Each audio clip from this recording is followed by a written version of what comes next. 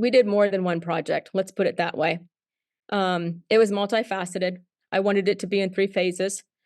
I wanted kids, first of all, I opened it up to our 6th grade students that year, and my Beta Club students acted as their mentors and their peers to kind of help them put their projects together. But the first part of their project was they had to do their own research and make a 2 to 3 slide presentation that they would come in and present to me and my group of 7th grade ELA students.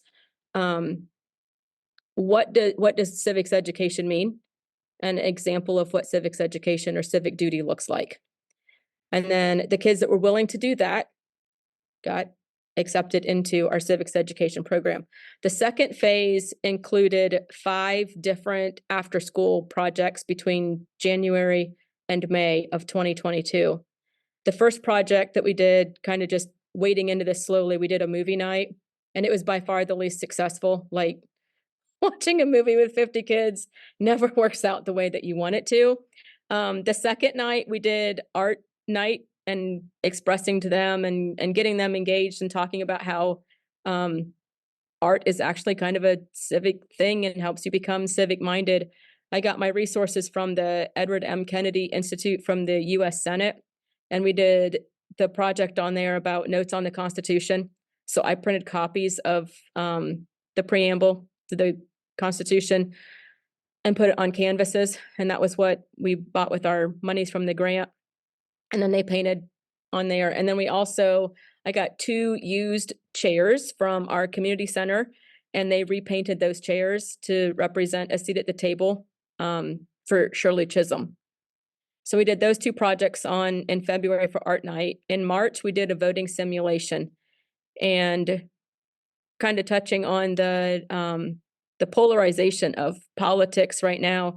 I thought that it was important to go through how people vote and how voting is counted so that kids had a clear understanding of how voting works in the United States of America. So we did a voting simulation, and I divided them up into 3 different groups, and 1/3 of the students had to vote by mail. And I went to our Board of Elections and I got all the paperwork that they had to fill out, and they had to pretend that they were giving me an ID and they were mailing this in, and they were getting a ballot in the mail, and they were mailing their ballot back in. And if they made mistakes in their address, we would send it back to them. Like we went all out on learning how voting works.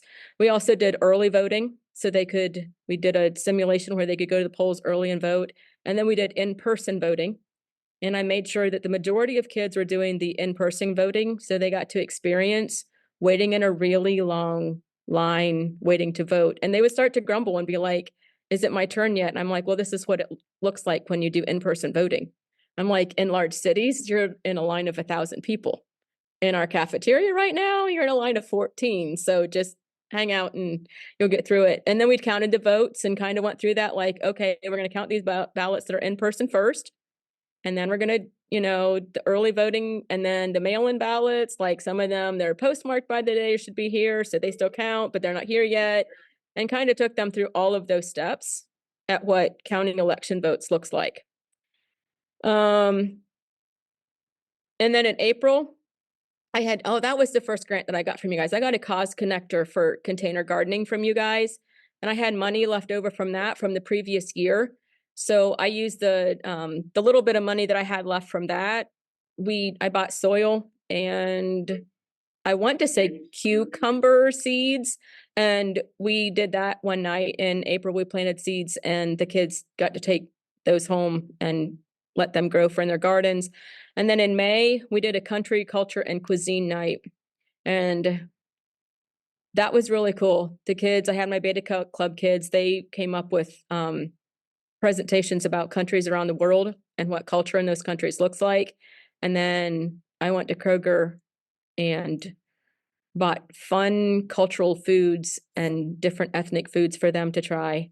And I know, like, one of them that I really remember is sushi, because me and my daughter, we love sushi, and most of these kids have never got to try it. So I went and bought sushi, and the kids tried that. And they tried, drinks from different, like teas from different countries. And that was, they enjoyed that. I mean, anytime the kids can eat food, they love that. The third phase, we took them to the Cincinnati Art Museum to kind of hit back on the connection between arts and civics. And then we also took them to the Freedom Center, the Underground Railroad Freedom Center in Cincinnati. And I will say at the Railroad Freedom Center, I thought that it was going to be only about the Underground Railroad and our histories, or our country's history with slavery. But on the top floor of that, the kids really connected with that because it was about child slavery and trafficking. And their eyes were open and they were like, this is still going on in the world today. And I'm like, yeah, there is still slavery in the world today. So kind of picking up there with what Jade and Dr. Schaefer were talking about, particularly Jade, these kids are so unaware of what the real world is like and what is going on, not just in our own country, but around the world. The following year, we had some funding left over. So that following year, we focused on veterans. I didn't have a whole lot of money left over. I had a couple $100. So I spent all of that money buying gifts for homeless. It's a homeless veterans shelter. It's called Ohio House. It's in Circleville. And the daughter of the person who operates and runs Ohio House was in my beta club last year. So we bought gifts for them and kids brought in used backpacks and we filled them because they're homeless. And then they had a backpack full of supplies that they could take with them through Ohio House. The impact that this grant has had on our students, I think the most impactful was the voting simulation, the culture and food, going to museums, and the veterans projects that we did. And just, again, like what they had already touched on, was just opening their eyes to what it means to be a person who values what your civic duty is and how we are, I can't remember what Dr. Schaefer said, how we all live well with one another. I loved that. I quoted that, Dr. Schaefer. I loved when you said that. That's really, I teach language arts, but I try to use my classroom to teach kids like, this is how we live well with one another.